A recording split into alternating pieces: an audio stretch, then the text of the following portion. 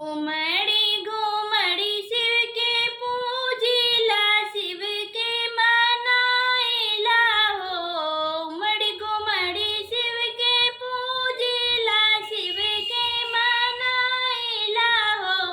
शिव जी जब हमरे होरिला जनम ही डमरुआ हम चढ़ाइब हो। शिव जी जब हमरे होरिला जनम है डमरुआ हम चढ़ाइब हो। उमड़ी घुमड़ी शिव के पूजिला, शिव के मनाइला हो। शिव जी जब हमरे होरिला जनम है डमरुआ हम चढ़ाइब हो। एक मास बीतले दूसरे मास अउरी तीसरे मास हो। ललना धीरे धीरे नव मास बीतल, तब दिन नियराइल हो।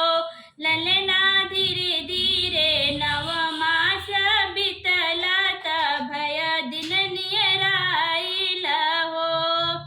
एक रात बीतले दूसरी रात अउरी तीसरी रात हो। एक रात बीतले दूसरी रात अउरी तीसरी रात हो। ललना आधी रात होरिला जनम ले महलिया उठे सोहर हो। ललना आधी रात होरिला जनम ले महलिया उठे सोहर हो।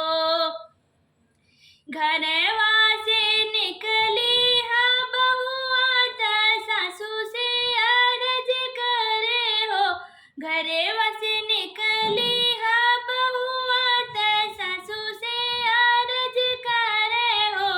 सासू जब रहला तू बाबू के रहनिया डमरुआ हम मानिला हो। सासू जब रहला बाबू के रहनिया डमरुआ हम मानिला हो। भले कैलू डमरू तू मनलू, ललनवा भले पैलू हो। बहुअर नैयर से डमरू मंगावत शिव के चढ़ावा हो। भले कैलू डमरू तू मनलू, ललनवा भले पैलू हो। बहुअर नैयर से डमरू तू मंगावत शिव के चढ़ावा हो। मोर पिछवड़वा बबनवा हलिया बेजीवनवा हो। बबना भैया आगे खबर चलावत डमरुआ लेके आवई हो।